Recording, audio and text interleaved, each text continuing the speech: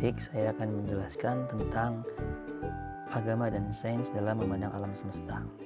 Di sini pokok pembahasan kita ada 4, yakni teori-teori tentang penciptaan alam, ayat-ayat Al-Quran tentang penciptaan alam, lalu konsepsi Islam tentang alam semesta, dan yang terakhir keterkaitan teori umum dan agama dalam kaitannya penciptaan alam.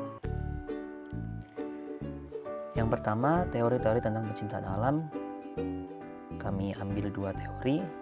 Ada teori keadaan tetap, steady state teori, yang dikemukakan oleh Hoyle, Herman Bondi, Thomas Gould pada tahun 1948.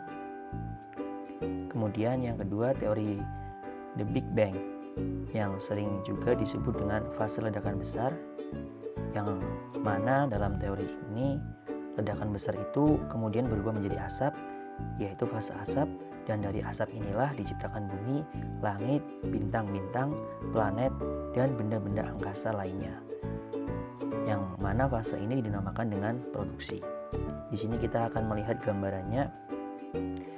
Dinyatakan dalam teori keadaan tetap, materi itu terus bertambah ketika alam semesta terus berkembang, dan materi kepadatannya itu tetap seperti pada gambar. Kemudian di teori ledakan besar ini, materi itu menjadi lebih renggang karena alam semesta itu bertambah luas, dan materi kepadatannya itu semakin lama akan semakin berkurang. Kemudian kita masuk ke ayat-ayat Al-Quran tentang penciptaan alam. Yang pertama, ayat-ayat Al-Quran tentang penciptaan alam semesta, bumi, langit, dan siang dalam 6 periode atau 6 fase. Di sini tuh ada salah satu surat dalam Al-Quran, yakni surat Al-A'raf ayat 54, yang berarti sesungguhnya Tuhan kamu ialah Allah yang telah menciptakan langit dan bumi dalam 6 masa. Lalu dia bersemayam di atas arsy. Dia menutupkan malam kepada siang yang mengikutinya dengan cepat, dan diciptakannya pula matahari, bulan, dan bintang masing-masing tunduk kepadanya. Ingatlah, menciptakan dan memerintah hanyalah hak Allah, Maha Suci Allah, Tuhan semesta alam. Bersemayam di atas arsy ialah satu sifat Allah yang wajib kita imani sesuai dengan kebesaran Allah dan kesuciannya. Kemudian di ayat yang kedua, yakni ayat Al-Quran tentang terdapat banyak langit dan bumi, langit-langit yang berlapis-lapis. Di sini tuh ada surat Al-Baqarah ayat 29, yang artinya dialah Allah yang menjadikan segala yang ada di bumi untuk kamu, dan dia berkehendak menciptakan langit, lalu dijadikannya 7 langit, dan dia maha mengetahui segala sesuatu. Kemudian yang ketiga, ayat Al-Quran tentang tahap penciptaan. Ini ada Al-Fussilat ayat 11, yang artinya kemudian dia menuju kepada penciptaan langit, dan langit itu masih merupakan asap.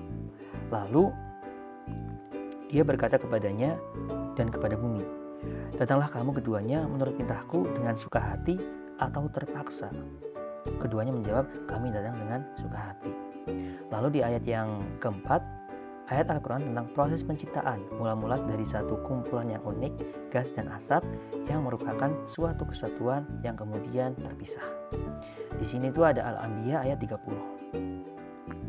Dan apakah orang-orang yang kafir tidak mengetahui bahwasanya langit dan bumi itu keduanya dahulu adalah suatu yang badu, kemudian kami pisahkan antara keduanya, dan dari air kami jadikan segala sesuatu yang hidup, maka mengapakah mereka tiada juga beriman. Kemudian kita masuk ke materi konsepsi Islam tentang alam semesta. Konsepsi Islam tentang alam semesta itu dalam Al-Quran mengatakan secara tegas bahwa alam adalah ciptaan Rabb atau Tuhan. Dialah Allah yang kemudian ia menjaganya dan menentukan kadarnya.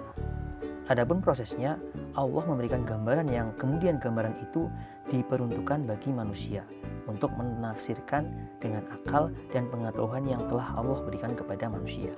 Namun, akal dan pengetahuan yang diberikan Allah sungguh sangat sedikit, sehingga ada hal-hal yang tidak bisa tersentuh oleh akal pengetahuan manusia, dan pada tataran ini manusia itu hanya bisa mengira-ngira, berandai-andai, dan tidak bisa memberikan kepastian yang tetap.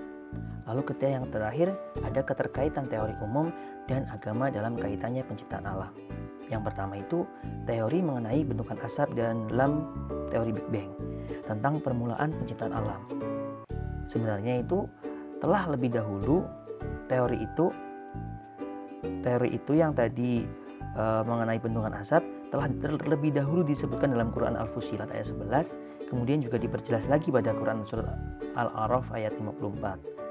Karena bumi dan langit, di atasnya matahari, bulan, bintang, planet, galaksi dan sebagainya terbentuk dari asap yang sama. Maka para pakar itu menyimpulkan bahwa bumi dan isi langit seluruhnya adalah satu kesatuan. Dari material asap yang sama ini, kemudian mereka terpisah satu sama lain. Kemudian yang kedua, hal yang demikian juga telah diungkapkan oleh Al-Quran dalam surat Al-Anbiya ayat 30 yang kemudian dibuktikan dengan teori keadaan tetap, steady state theory, bahwa alam semesta dari dulu zaman Nabi Adam hingga sekarang tetap dan tidak berubah. Begitu materi dari kami. Sedikit ada quote dari Kiai Haji Abdurrahman Wahid, peran agama sesungguhnya adalah membuat orang sadar akan fakta bahwa dirinya bagian dari umat manusia dan alam semesta. Terima kasih. Sekian dari saya.